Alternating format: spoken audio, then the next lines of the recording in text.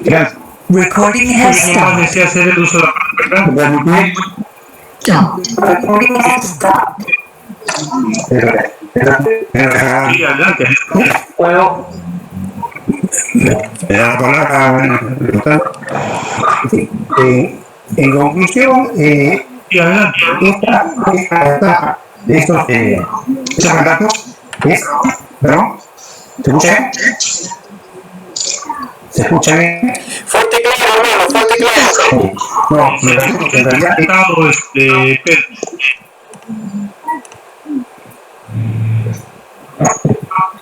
a ver, Adelante, Pedro, adelante. ¿se escucha mejor? ¿Se escucha mejor? Sí. Ok. No, Mejor. Adelante, Pedro. Estos versículos básicamente tratan de demostrar el poder de Yahvé respecto a los ídolos. No es lucha del pueblo judío contra los egipcios, sino lucha entre dioses, a fin de demostrar quién es la autoridad, por decirlo así, o la supremacía. Y de ahí que esto fue anunciado por Yahvé cuando Moisés llega la primera vez a Sinaí, al monte Sinaí, y la primera vez que se demuestra informando Dios o haciéndole saber de que liderará el pueblo judío y que Moisés será el intermediario, el gestor de esto en la tierra. Esto lo vimos la semana anterior cuando hablamos de la zarza ardiente, donde Yahvé le menciona que él hará una serie de actividades que enderezarán el corazón del faraón a fin de mostrarle que quién es Yahvé respecto a los otros dioses. Y eso es en conclusión estas 10 plagas. Esto. Muy bien. Muy intervención. Adelante. ¿Puedo? Buenas noches, Fernando primero, luego Pascual, por favor. ¿Quién primero? Fernando. Ok, gracias, muy bien, compañero.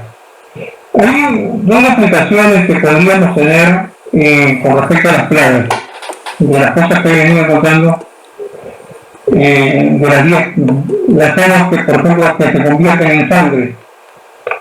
Tiene un significado espiritual, dice, según algunas creencias, cada plaga simboliza una confrontación con uno de los dioses egipcios. En otras palabras, este relato bíblico no solo narra la confrontación entre Moisés y el faraón, sino también propone la batalla entre el dios de los hebreos y las diferentes deidades egipcios. Cada plaga está dirigida a un dios en específico. Las aguas del río Nilo convertidas en sangre simbolizan el triunfo de Dios por encima de Non, la deidad protectora del Nilo. También involucra una historia sobre Hapi, quien era el dios de la inundación. Ese es el cuento de la primera. La segunda es el caso de las ranas, el plaga de las ranas. En el caso de las ranas teníamos que esta segunda plaga estuvo dirigida a la diosa Heket, quien era la deidad encargada de la creación y del nacimiento, así como también de la terminación de los oriones. Esta diosa solía ser representada mediante una rana. Por ende, este animal era considerado sagrado dentro de la cultura egipcia. Muchas veces se usa también en lo que es de brujerías, etc. Pero eso no tiene caso. En la tercera plaga, que es la plaga de los mosquitos, tenemos en este caso se considera que el ataque de Dios fue en contra de la deidad Hek, la cual era encargada de las situaciones terrenales del pueblo egipcio, como por ejemplo el funcionamiento correcto de la fertilidad y de la vegetación. En el cuarto tendríamos el caso de plaga de moscas. Se considera que esta plaga la mandó Dios con la finalidad de atacar a Dua, el dios egipcio encargado de la higiene personal y de los artículos del tocador. Las moscas suelen traer innumerables infecciones y atentan contra la limpieza y la salubridad. Por esta razón se considera que el Dios de los hebreos arrancó a esta deidad. Como quinto tendríamos el caso de la peste sobre el ganado. Ese significado espiritual sería que la muerte del ganado está asociada con el ataque de Dios hacia la diosa egipcia de las vacas, conocida popularmente como Ator. Esta deidad era la encargada de criar y de amamantar al rey, además de ser la diosa de la mujer, la fertilidad y el amor. Con este nuevo ataque, Dios de los israelitas volvía a demostrar su poder por encima de cualquier otra deidad pagana. Tenemos la plaga de las úlceras. En esto tendríamos que algunos consideran que esta plaga, también conocida como la plaga de los furúnculos, fue un ataque de Dios hacia Imhotep, quien era la deidad encargada de la medicina y del aprendizaje. Con este ataque, el Dios de los israelitas demostraba su superioridad, incluso por encima del conocimiento y de la disciplina médica de la época. La plaga de la lluvia, del fuego y de las cenizas. Este desafío fue enviado por Dios para el dios de Horus, también conocido como el anciano. Esta deidad representada con el halcón del dios del cielo y una de las deidades principales del panteón egipcio. La plaga de las langostas.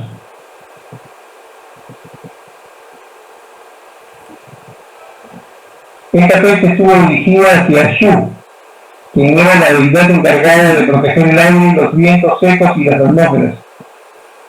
Esto se debe a que Dios contaminó todo el aire con estos insectos voladores. La plaga de las tinieblas sobre la oscuridad. Esta plaga es quizá la más significativa de todas, ya que se trató de un daño directo hacia el faraón porque Ra era la deidad que representaba el sol.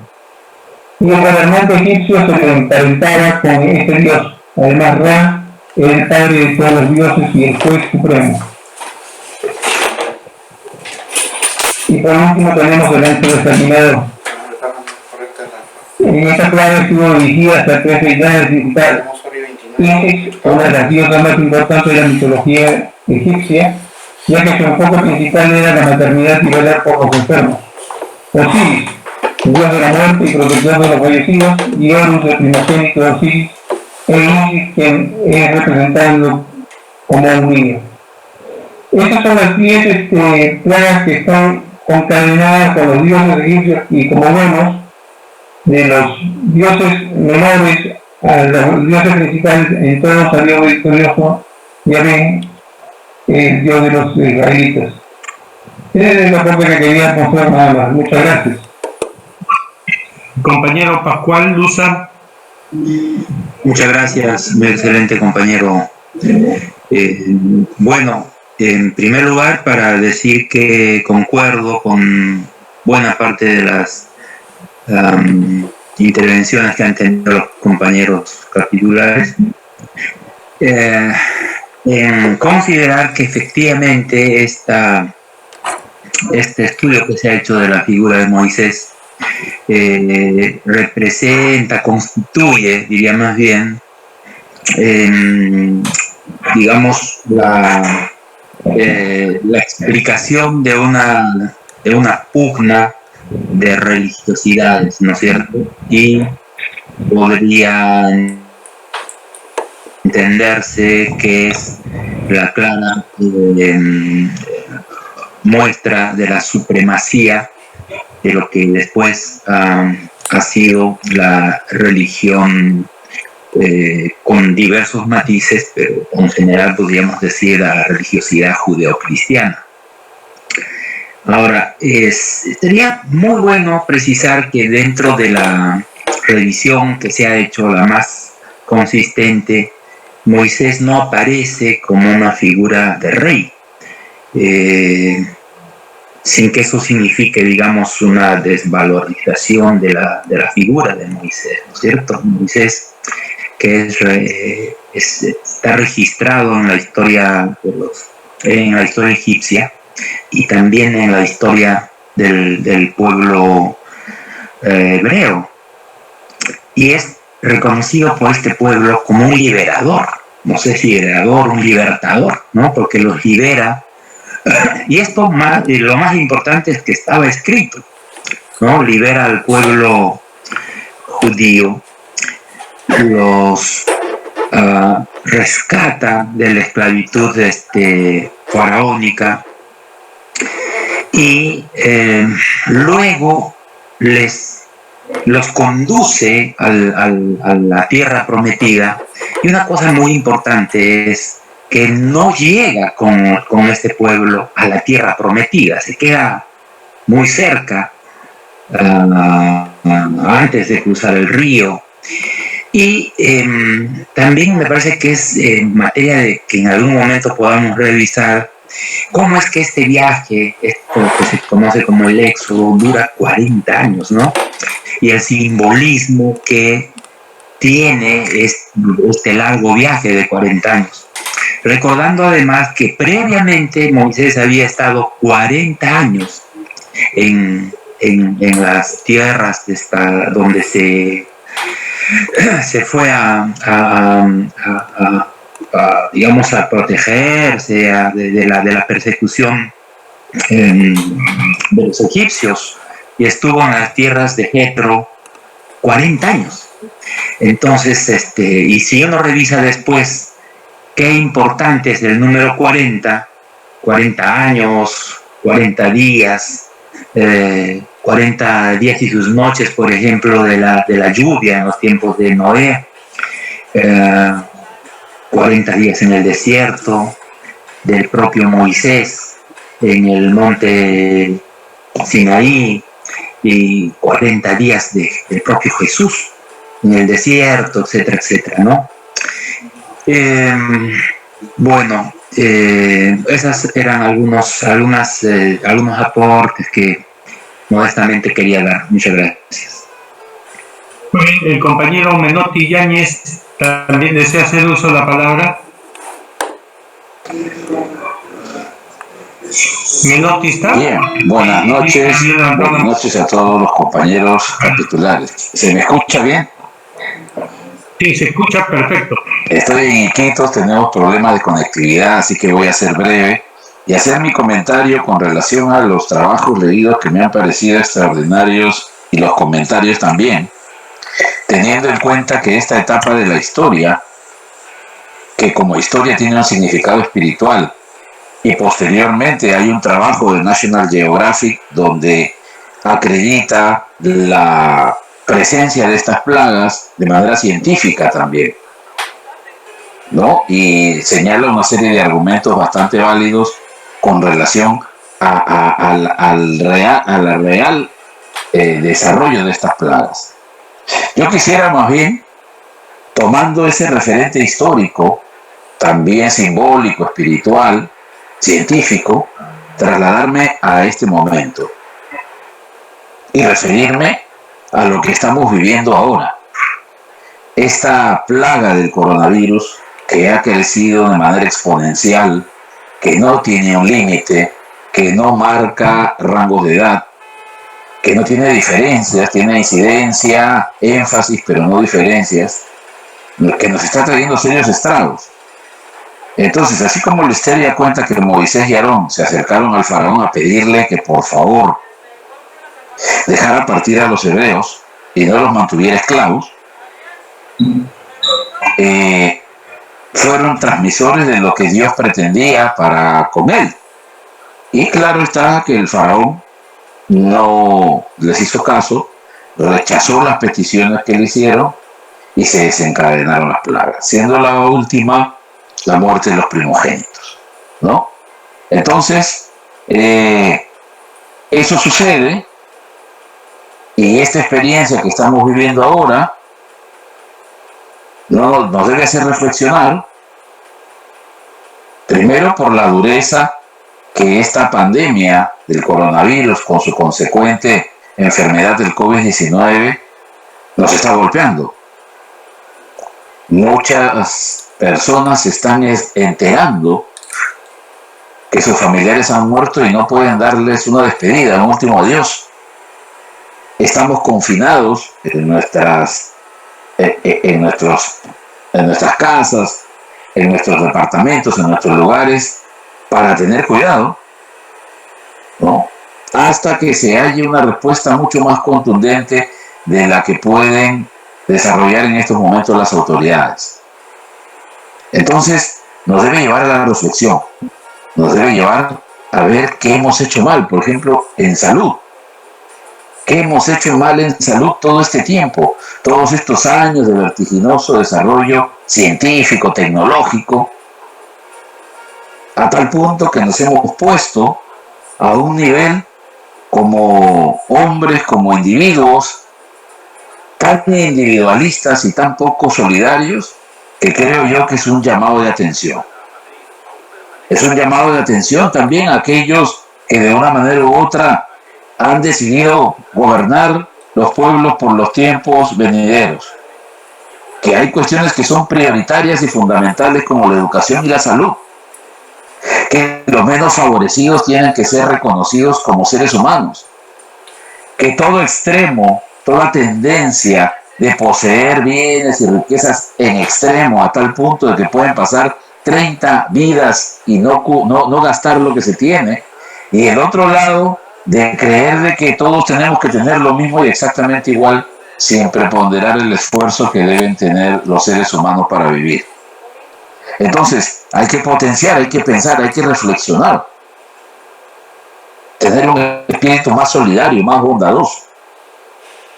Y estas 10 plagas cayeron justamente porque se hizo caso omiso al llamado de Dios. Yo no voy a referirme en estos tiempos al llamado de Dios. Yo creo que es el llamado de la naturaleza, por un lado, ver florecer al planeta en tan corto tiempo, con tanta rapidez, rehacerse, si cabe el término, ver al ser humano tratando de ser más solidario por un lado y tratando de ser más miserable y mezquino por otro. Si no aprendemos de esta plaga, no estamos entendiendo el mensaje perfecto de la naturaleza y del gran arquitecto del universo como convergencia de las diferentes espiritualidades, confesiones religiosas, manifestaciones energéticas, etc. Creo yo que esta plaga, en mi concepto, es un aviso, es una clarinada de alerta, que después de la última guerra mundial no ha habido otro golpe tan fuerte y de tanto pánico como el que existe ahora. Entonces, la historia nos va a juzgar por nuestras reacciones inmediatas, pero también nos tiene que hacer pensar que en el futuro tenemos que tener una visión totalmente diferente. Y qué coincidencia, y esto no es fruto de la casualidad, sino fruto de la causalidad, el ver estos trabajos el día de hoy con tanta dedicación, desde diferentes puntos de vista, desde diferentes posiciones religiosas inclusive, que nos deben llevar, en mi humilde concepto, a una reflexión que nos permita hacer de este planeta un mundo mejor, hacer de este mundo, de esta sociedad, una sociedad mejor, y si no es posible hacerlo pronto, legar al futuro, trascender de esa forma. Eso es todo, mis compañeros capitulares. Muchas gracias. Muchas gracias, compañero Menotti Yáñez. ¿Alguien más desea hacer uso de la palabra? Excelente, compañero. Fernando García. Fernando García, adelante. Luego Manuel Ibáñez. Bueno, ya, para intervenir y más que todo para el primer tema que expuso nuestro compañero Juan, ¿no? Voy a hacer una pequeña introducción y no sé si tendré el tiempo suficiente porque he encontrado un cuadro comparativo de la batalla de los dioses egipcios contra Yemet, ¿no? Las plagas realmente tenían un propósito específico, demostrar su poder de Dios, y escogió a Moisés y a Aarón para que a nombre lo anunciaran a toda la humanidad. Por ahí se preguntaba sobre las 7 y 10 plagas. He encontrado que 7 plagas corresponden al Apocalipsis y que estaban dirigidas en contra de la humanidad. y en el caso de las 10 corresponden a Éxodo y estaban dirigidos expresamente a los egipcios. Encontré un cuadro comparativo, un resumen comparativo de las 10 plagas de Egipto y la batalla de Yahvé contra los dioses egipcios. En la primera plaga, la conversión de la sangre en el río Nilo, su resultado, ¿qué fue? Que se pusieron rojos los ríos, los arroyos, los estanques, los depósitos, y se convirtieron en sangre. ¿Quién estuvo de por medio a favor de esto? Su diosa egipcia, Nun, que era el guardián de las fuentes del Nilo. También sucedió que mueren los peces y el río se corrompió. Estaba su dios Hapi, que era el señor de los peces y que traía la crecida del río. Paralelamente, los hechiceros publicaron el milagro.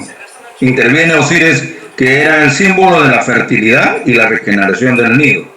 Y Amed es el dios que ha creado los ríos y los peces y quien hace que el agua y la tierra sean fértiles. Segunda plaga, la rana. Comparación. Todo Egipto se llenó de ranas. Tenía su diosa, que también podía protegerlo, pero no pudo nunca, Kedet, que era una diosa con cabeza de rana. Los hechiceros tampoco empezaron a duplicar el milagro. Su dios ayudaba a los partos y el nacimiento de los niños, y daba aliento en la vida al recién nacido. Yahvé participaba, era el único que puede crear nueva vida y formar a todos los bebés en el vientre de sus madres. La tercera plaga, los piojos. El resultado, el polvo de la tierra que se convierte en piojos. Tenía su diosa, Heb, que era los de la tierra que la sostenían. Los hechiceros no pueden duplicar el milagro. Se solía representar recostado a la tierra. Los hechiceros declararon que el milagro que lo ha hecho a dedo de Dios. El faraón se enfurece. Yahvé interviene en este acto que es poderoso y puede convertir el polvo de la tierra en una hermosa bendición, como es el ser humano, o en una plaga dañina, como fue de todos los piojos. La cuarta plaga, las moscas. El resultado, Egipto se llena de moscas, molestísimas, que no lo corrompen todo.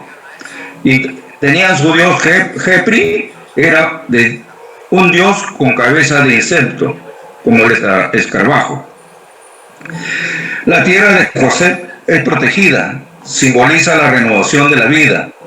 El faraón promete dejar que Israel vaya al desierto a ofrecer sacrificios a Yahvé, pero no lo cumple. El faraón pide que crea por Pe.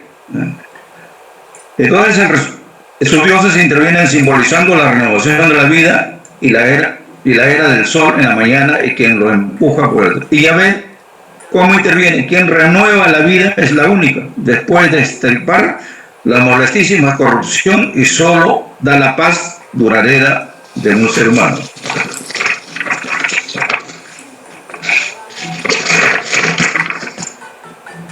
La quinta plaga, el ganado, la muerte del ganado.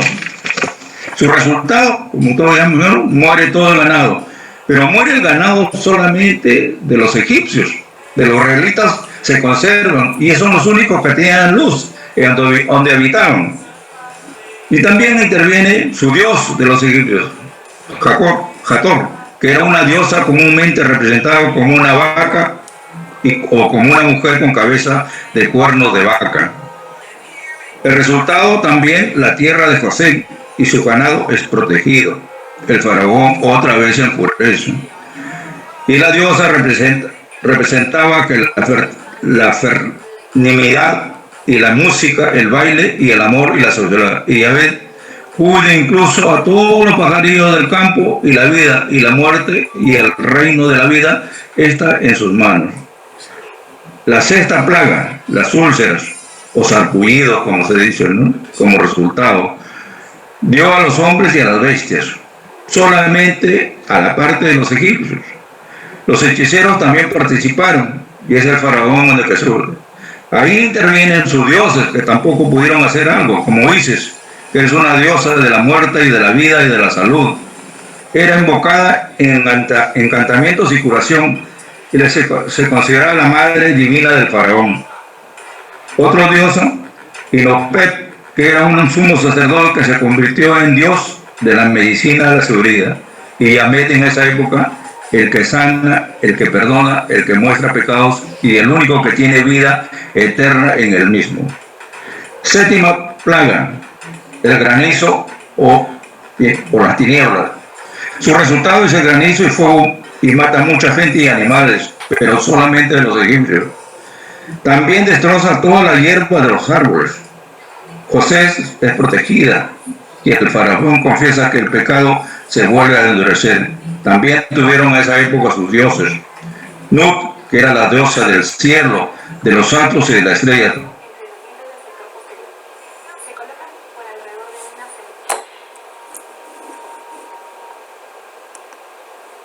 Fenómenos atmosféricos. Y Amed en esa época es el único que controla los astros, la naturaleza, el viento, las tormentas, los fenómenos atmosféricos, porque el verdadero Dios de los cielos. La octava plaga, las langostas. Como resultado, las langostas también aparecieron de un momento a otro y se consumen todas las hierbas y todos los verdes que existían, pero solamente de la parte de los egipcios. Los siervos del faraón le piden que deje de ir a los israelitas. El faraón quiere dejar ir a algunos y se enfurece. Pero también en esa época tenían sus dioses, que no hicieron nada a pesar de los esfuerzos que hicieron. Nepri y Nip, que eran dioses, y la diosa del grano y de las cosechas. Se la representaba como un cuerpo hecho de granos de trigo o con las espigas de trigo sujetas a la mano en la cabeza. Yahvé bendice al mundo con los ciclos, y la siembra y la cosecha, pero retira su mano cuando éste se revela en su contra. La novena, las tinieblas. Egipto es sumida completamente a la oscuridad por 3 días, pero José tiene luz. El faraón quiere que los israelitas se vayan y dejen el ganado, pero luego se enfurece de nuevo. También aparece en esa época su dios Ra, que era el creador del dios del sol y de la luz. Era el señor de la vida y regulaba los ciclos de la muerte y la resurrección. Era el más venerado de todos los dioses egipcios. También era el padre de los faraones, pero no pudo hacer. Mientras que Yahvé era el creador del universo, la luz verdadera, señor absoluto de la muerte, de la vida, y no comparte su gloria con nadie. La décima, la muerte de los primogénitos. Se establece la Pascua con fiesta solemne. Mueren todos los primogénitos de Egipto, incluyendo hombres y animales. El faraón finalmente deja de ir a todos a Israel, a su ganado, y le pide a Moisés y a Aarón que lo bendigan.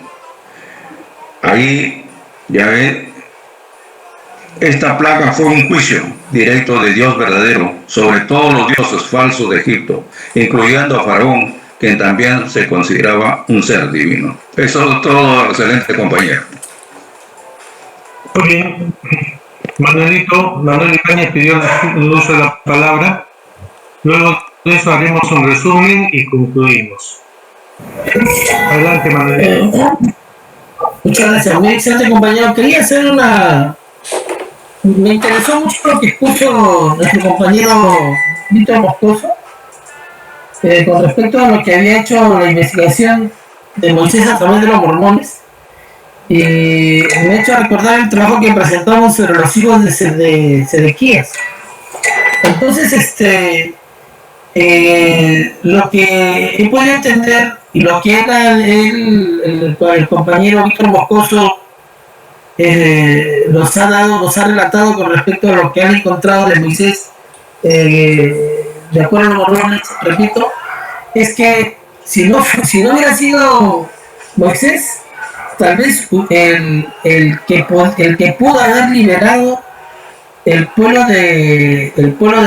hebreo de Faraón hubiera sido Mulek, el supuesto hijo de Sedequías, perdón, porque él hace ese comentario, Víctor Moscoso. Él habla del hijo, lo primero se empieza relatando sobre quién es el hijo de Sedequías, y después él está relacionando que el hijo de Sedequías, Mulek, no fue reconocido en Egipto como tal por el faraón, pero sí Moshe. Eso yo lo había comentado anteriormente de Moisés. Entonces la pregunta que les quiero dejar a ustedes: si no hubiera sido Moisés quien liberó al pueblo hebreo del yugo del faraón, hubiera sido el hijo de Sedequías quien hubiera liberado al pueblo hebreo del yugo egipcio. Eso es lo que yo quisiera. Eso es todo lo que quería preguntar. Bueno, Manuelito, son épocas muy distintas, porque Moisés está dentro de la época en la cual los hebreos se encontraban como esclavos en Egipto. Y cuando hablamos de Sedecías, estamos hablando después de la construcción del templo, después de la muerte de Salomón, pasados los años reinando y la caída de los reyes. Entonces, son tiempos totalmente distintos. Mi excelente compañero, sin ánimo de discrepar, por favor. Claro. Pero cuando usted nos invita a investigar sobre el último rey, que fue el que acá estamos hablando, Sedequías, y hablamos, inclusive, usted concluye de que al final dice de que los hijos de Sedequías fueron muertos delante de él, ¿no? Pero la historia relata de que no. Ellos se fueron, uno se fue a Egipto y la otra se fue a Irlanda. A Irlanda, después no recuerdo bien. Y la hija de Sedequías se fue con Jeremías, mientras que la hija de Sedequías se fue a Irlanda, sí, no recuerdo bien el país, llevando consigo una riqueza para que demostrara su linaje. El hijo de Sedequías no llevaba eso, él llevaba solamente el nombre, porque sabíamos de que Jeremías era conocido tanto en Egipto como en el pueblo de Judá, Jerusalén, Babilonia, ¿no? Y él se presenta ante el faraón, pero ya vivía Moisés. Por eso de que recuerdo que hice esa apreciación, que mientras que al hijo de Sedequías no lo reconocía como el hijo de un rey, a Moisés, quien rescataron del agua, lo reconocía, el faraón lo reconoció como su hijo. Y la historia da a entender de que ellos se conocieron en algún momento. No dice de que esto sucedió en tal época y esto sucedió en esa época. Y justo lo hace mención el compañero Víctor Moscoso. Entonces, estoy confundido. A eso me refiero. Una palabra. Sí, adelante, Víctor. En el libro del Mormón acá dice, ¿no? Dice: asimismo el rey de Babilonia hizo degollar a todos los nobles los nobles de Judá. Y a la vez dice: pero el libro del Mormón contradice esto. Según Heleman, es un libro mormón, dice, ¿no? Ahora bien, la tierra del sur se llamaba Lehi, que parece que hablan sobre América, y la del norte se llamaba Mulek. Parece que había un personaje, un tal Lehi, que me parece que en ese mismo tiempo viajó para América, y el norte se llamaba Mulek, o sea, Mulek viajó al parecer a Egipto, según el libro Mormón, ya, por el hijo de Sedequías. Dice, más aún dice, porque el Señor condujo a Mulet a la tierra del norte y a Lehi a la tierra del sur. Ahora habla bueno, también será una respuesta, ¿no? Dice, acá habla lo que dice el hermano Manuel. Dice, según Mormón, un hijo del rey Sedequías, llamado Mulet, escapó de la destrucción de Jerusalén por parte de Babilonia y huyó con otros, o sea, parece que huyó con un grupo para el Nuevo Mundo. Ahora dice, ¿no? Los estudiantes de la Biblia han asumido tradicionalmente que murieron todos los hijos de Sedequías. Así que el libro Mormón va en contra del conocimiento común, o sea, lo contradice. Pero la evidencia antigua no requiere que mueran todos los hijos de Sedequías. Ahora, aquí es que por ahí el término habla que Sedequías, Mulet no era hijo legítimo de Sedequías. Y por eso parecer el mismo Sedequías, antes de ser degollados sus hijos legítimos, parece que los mandó a huir a Egipto. Ahora sigo hablando. Dice, Mulet desempeña un papel menor, pero importante en el libro de Mormón. Su llegada de su gente al Nuevo Mundo es una de las 3 migraciones registradas del Viejo Mundo. Su pueblo, conocido como los Mulequitas, en el libro de Mormón llamaron su tierra Mulet por el hijo del rey Sedequías, o sea, por Mulet. Hechos 6:10. Y más tarde, dice que más tarde se unieron a los nefitas, quienes descubrieron a los mulequitas, o sea, los nefitas descubrieron a los mulequitas. La ciudad principal del pueblo combinado entre mulequitas y nefitas, ¿no? Dieron a un nombre de un nuevo pueblo, un nuevo origen que sería llamado Saracenla, los cuales eran descendientes de Mulet. Y más adelante habla que esta unión de este pueblo, de estos dos pueblos que dan al denominador, ya al unirse los dos, nace un pueblo llamado Saracenla. Y ahí es que nombran a Moisés, ¿no? A Musua, como se le dice, ¿no? Nombran a Musua. Entonces, lo que le puedo entender al hermano Manuel es que posiblemente Mulet pudo haber sido nombrado el rey del pueblo judío, ¿no?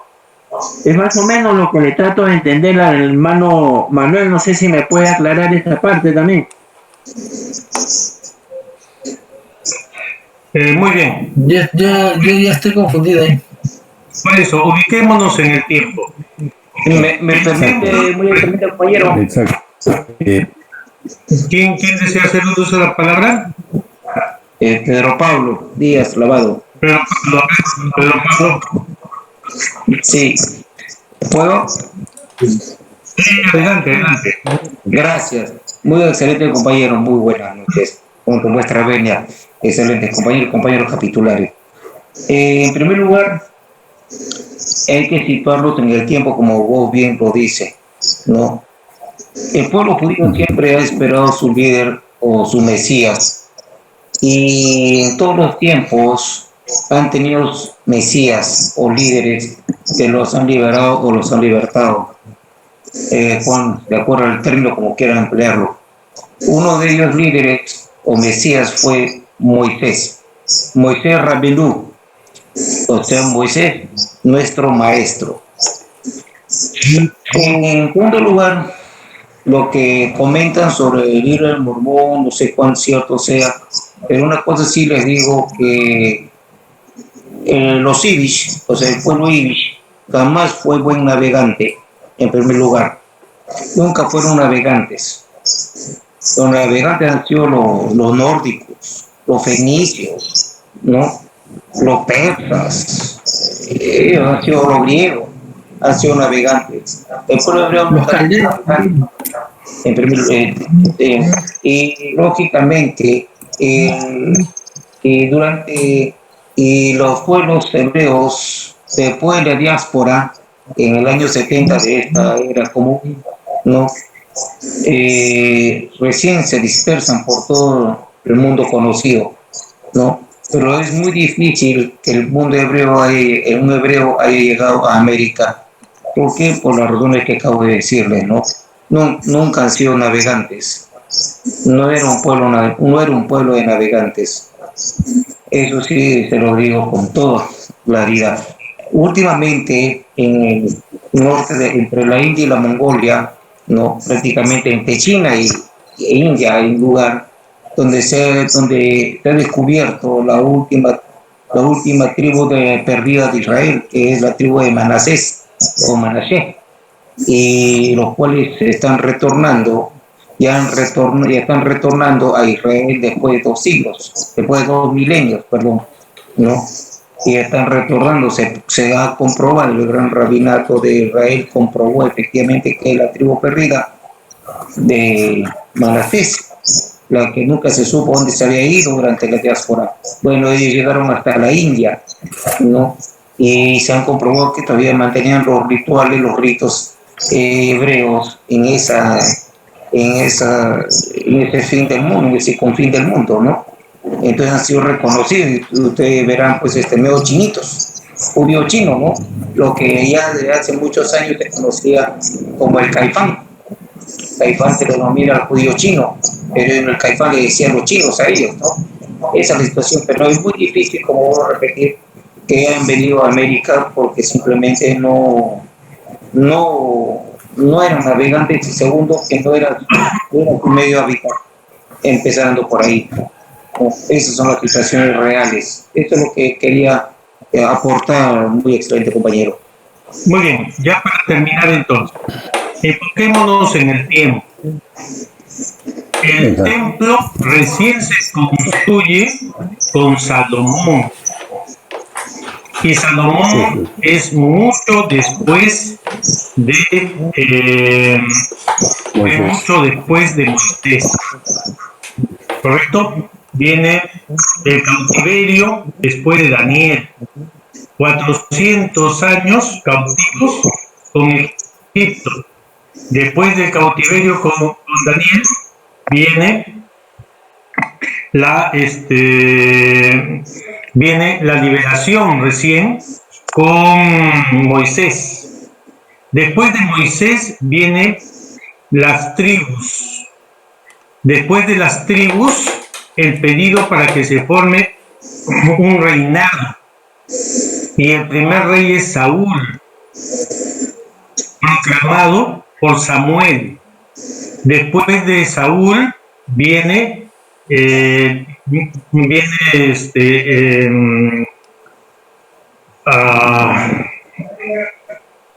David.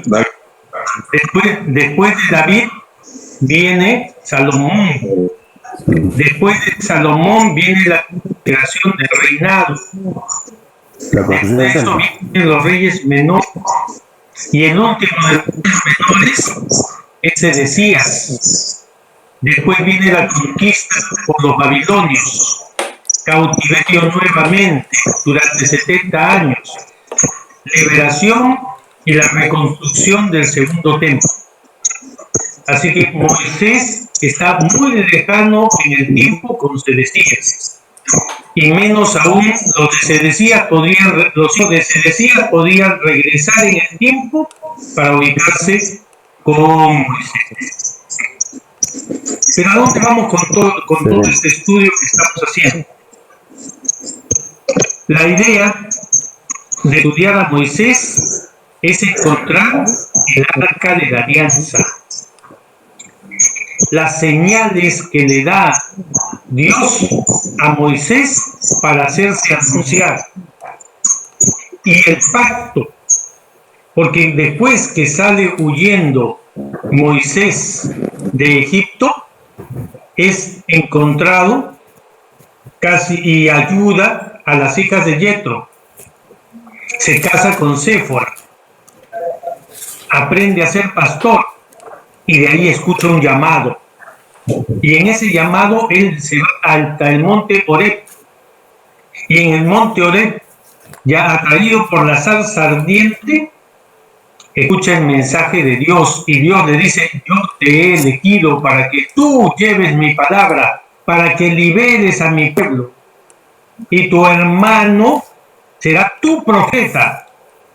Entonces Dios nombra a Moisés su profeta y le dice: profeta tú.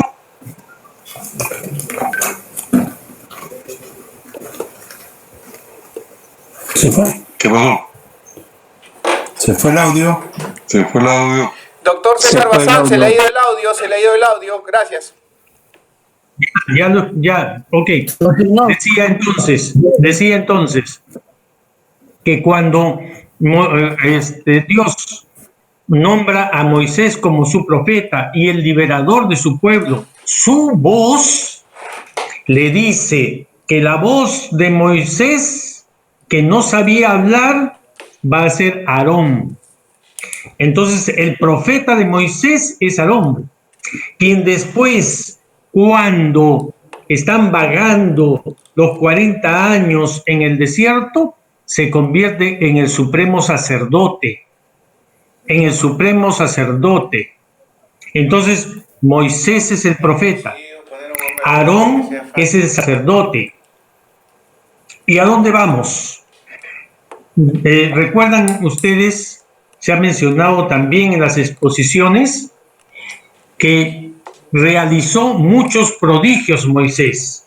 En realidad no fueron los prodigios de Moisés, fueron los prodigios de Yahvé. Las plagas fueron todas anunciadas por Moisés, quien era la transmisión de la voluntad de Dios. Y después hizo el gran momento de victoria de Yahvé, que fue la apertura del mar, el cruce del mar por todo el pueblo y el cierre del mar detrás de él, matando a todos los soldados egipcios sin que sobreviviera uno solo. Todos murieron.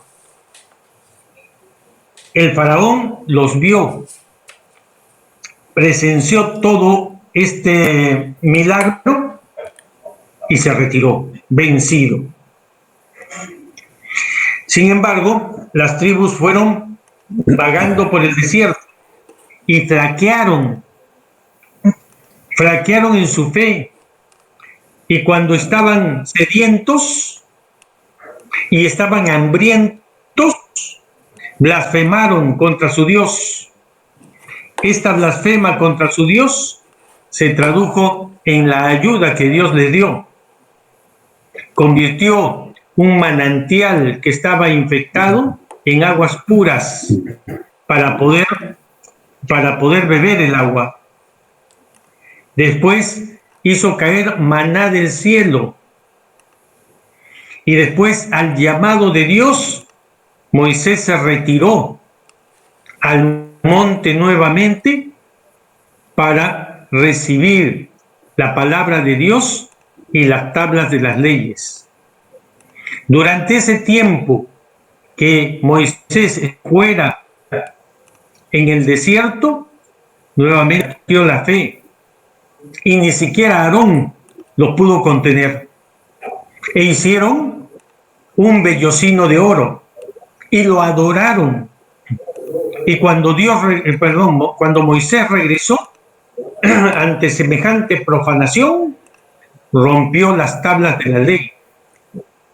Se quisieron levantar contra él y no pudieron.